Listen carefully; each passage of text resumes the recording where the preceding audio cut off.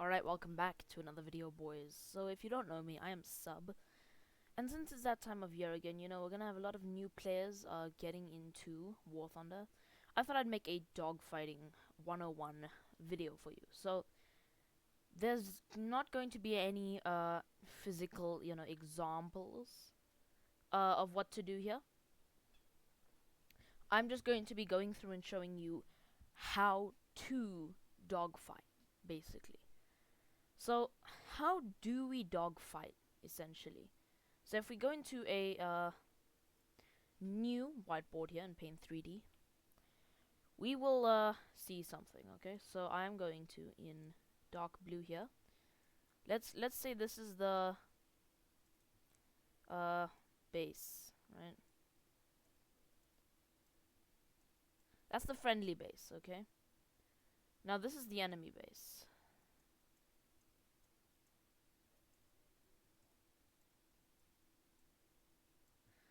So the friendly base is here, the enemy base is here. Now for most War Thunder maps, what you're going to see is you're going to have the middle section of the map here, right? That's the middle section.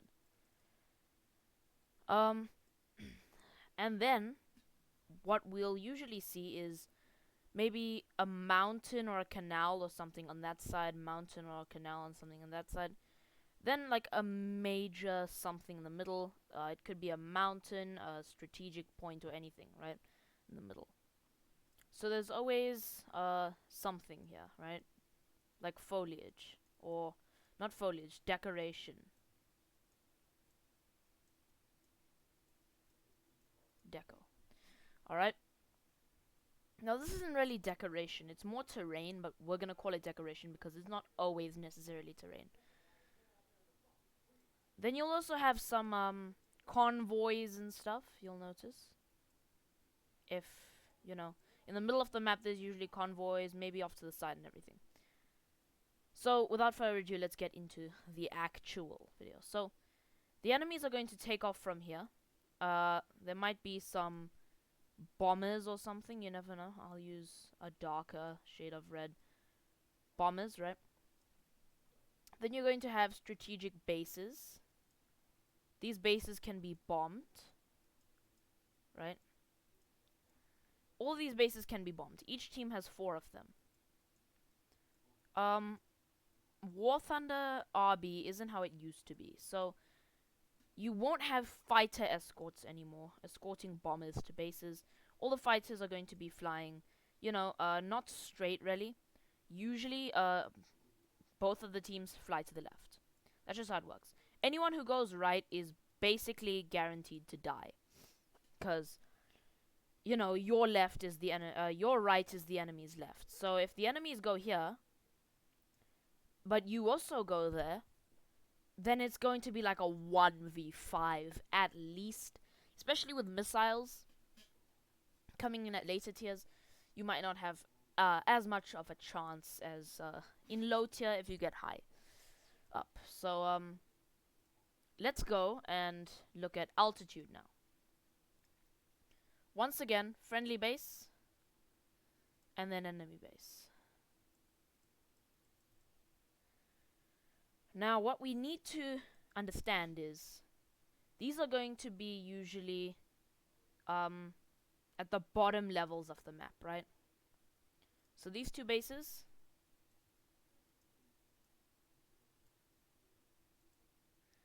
bottom, right? Let's just say that that's the bottom of the map, right? The ground is here.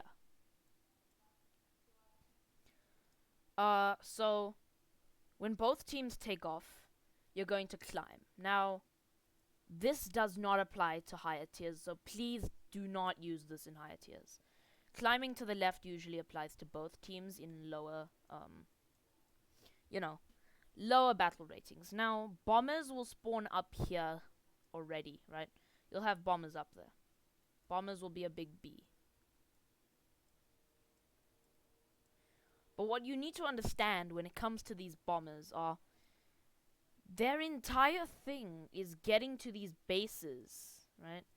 So if these bombers cannot get to these bases, then their game is done. Right? You as a fighter, if you're playing a fighter, you really need to intercept these bombers, because when they bomb enough bases, they can, on a lot of maps, bomb your airfield. Then the game is over once they bomb your airfield, basically. So, if you manage to climb high enough, to intercept these bombers, you just need to destroy them.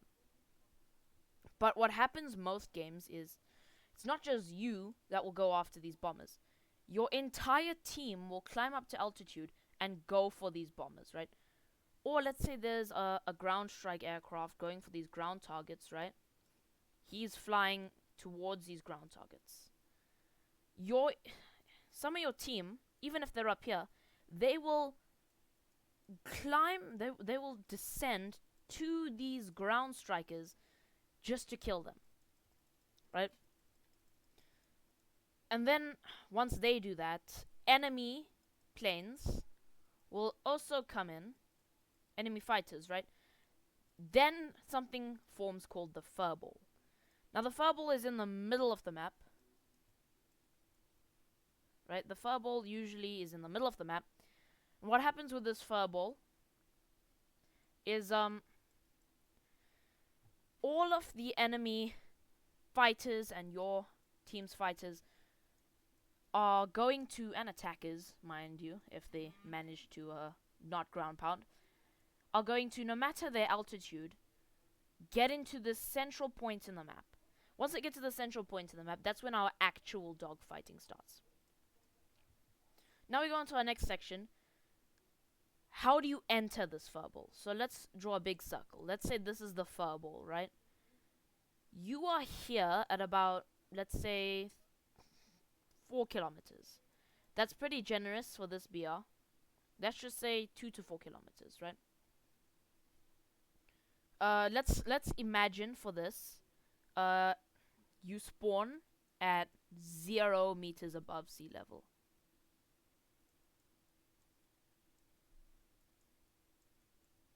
Zero meters above sea level.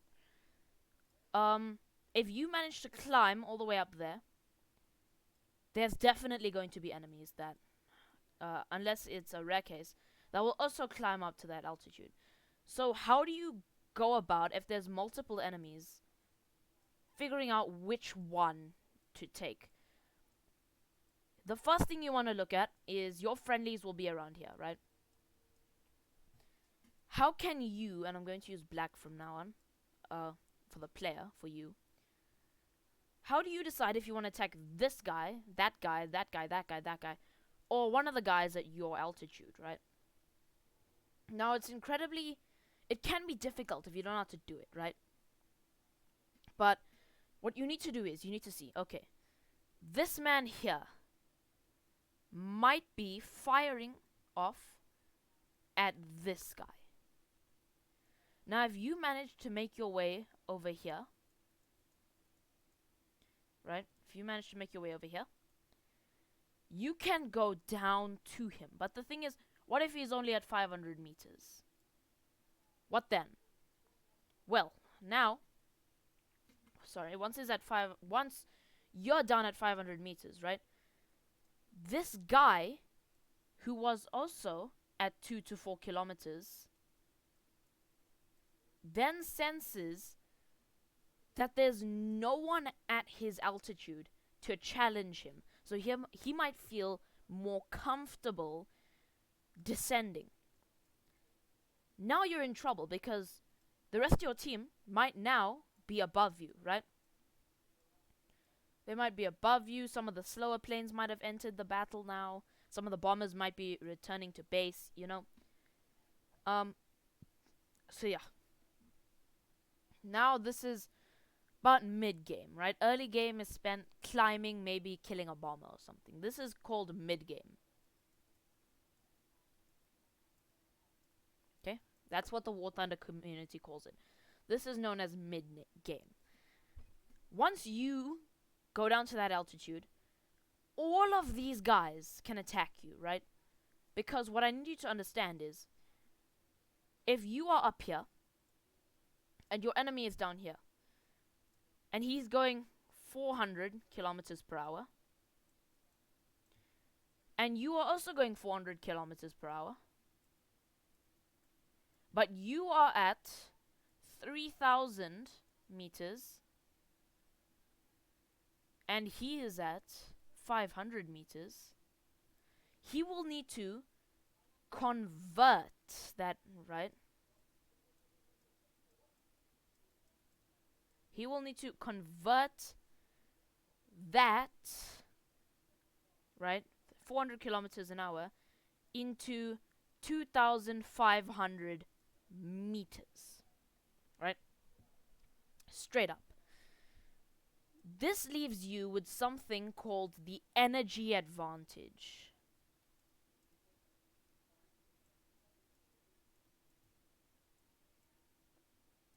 Right?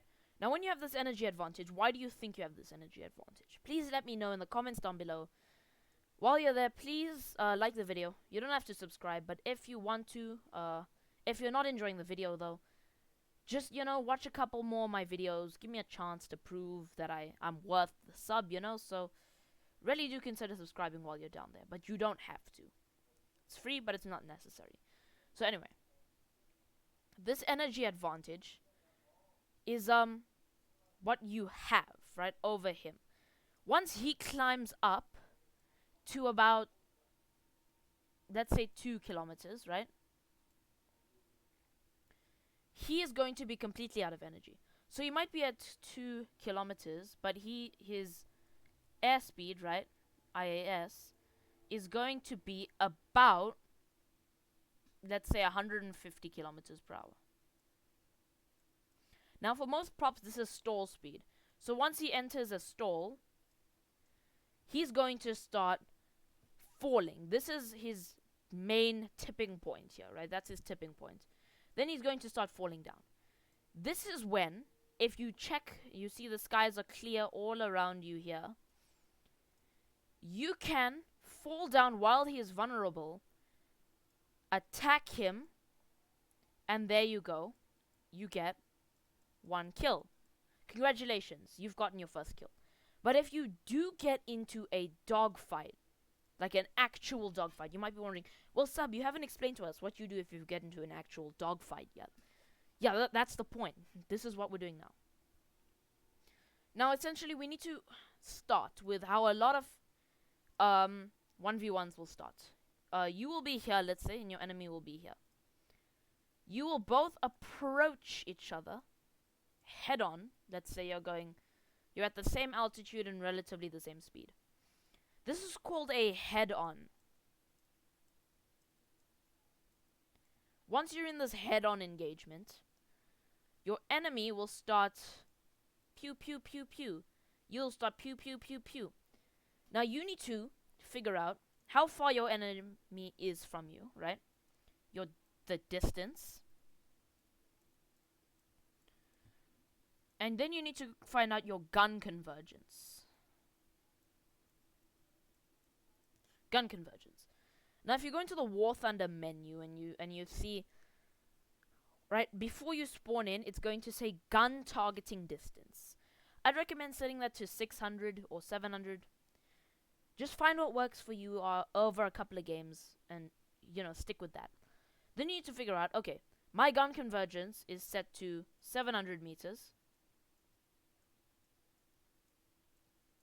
This guy is 700 meters away and closing fast, right? Now you need to put your crosshair, right, that little thing, directly on the front of his plane, right? That's his plane. Sorry for the terrible drawing, but that's his plane, right? You need to put this crosshair right here on the front of his plane and fire. Then you need to pull your plane up and off either, or to the side and off, right? There's a lot of things that you can do, or you can go under him, but that doesn't usually work in your favor. Now the next step is going to be going into a one circle fight. At this point, let's say you go up, right? So now he's flown past you, and then you're here, right? You've flown up. Now what you want to do is, you can bleed speed, it's okay. Just make sure that there aren't any other enemies around when you do this. So clear your 6, your just clear, right? Make sure that everything's clear, just clear your 6. Then you're going to whip your plane around and go in towards him again, right? Now at this point, he will be whipping his plane around and going that way. This is the entire point. Eventually, he's going to be here, and you are going to be here. You will be going this way, and he will be going that way. Notice how this forms a rough, circular shape. And they can go around and around and around and around like this. But depending on who wins the one circle, you must try and save your enemy. Use your flaps, right? If you have combat flaps, use them. Try and save up your energy so that if you see, hey, this guy's out-turning me, you can simply stop turning, pull away, and run away. Now, let's say low tier, you're playing America, right? So you're in your P-51, and you're facing a German in his 109, right? His BF-109. You need to go and check the stat card of this 109 before you even get into battle with this guy, okay? You need to research these planes for me, okay? The Yak family, Yak 3 to 9, Yak 1 to 9, right? BF 109, and all the other planes you face in battle, right? Then you need to check the turn time of these planes and the maximum speed of these planes, maximum altitude as well, but that's not really necessary at this battle rating. You need to check their guns, their ammo. Just really study all of the enemy planes that you could possibly face at your battle rating. Now you might be like, oh, well, why am I doing all this work? Trust me, it's maybe 10-15 minutes of your life. It will help you so much to know what you can fight and what you cannot. If you tune into my live streams on twitch.tv/subspacesub1, shameless plug, by the way, go follow me, you will see that I know when I play low tier, oh shoot, I'm in a P-51. That's a 109. I can't out-turn him, right? I basically know the turn times roughly for the 109s. 20 seconds to 23 seconds, right? The P-51, let's say the 3.7 battle rating, P-51, from the American tech tree, has a 21-second turn time. I would still not recommend fighting a BF-109. Why? Energy retention. New slide. When you go into a one circle with this guy, right? You might go into this one circle, and I talked roughly about this earlier, at 350 kilometers per hour. He might go into this one circle at 400 kilometers per hour. Right?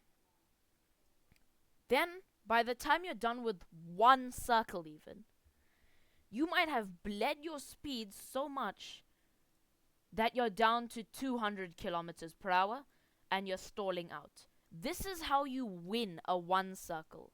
By stalling out your enemy, then he is going to come in and shoot you down. So do not enter the one circle if possible. What should you do instead of the one circle? He's here, you're here. You have, after the head-on, more energy. You're going this direction, right? He's going that direction. Use all of your speed. Go up, up, up, up. Run away, go up, gain altitude, right? If he starts following you and he's not gaining on you, flip around. If he's about 5 kilometers away, start chasing him down and boom and zoom. This tactic is called BNZ. Boom and zoom. Right? What boom and zoom entails is, if you're there and I'm here, I'm going to attack you from behind or in front, it doesn't really matter, or from the side, it doesn't really matter. Preferably without you knowing, but if you do know, it's fine. This is the tricky part. Without you knowing, right? You won't know that I'm attacking you. And the other thing,